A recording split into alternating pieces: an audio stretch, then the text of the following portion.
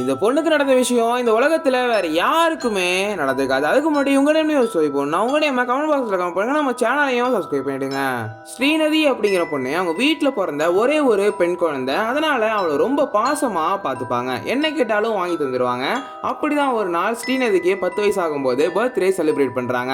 அப்ப அவன் ஒரு gift கேட்கறா. என்ன கேட்கறானா, எனக்கு மட்டும் தம்பி தங்கச்சிலாம் இல்ல, என் ஃப்ரெண்ட்ஸ் தான் இருக்காங்க, எனக்கும் அவங்க வேணும் அப்படின்னு சொல்றா. இதை கேட்டுட்டு ஸ்ரீநதியோட அப்பா அம்மா நல்லா சிரிக்கிறாங்க.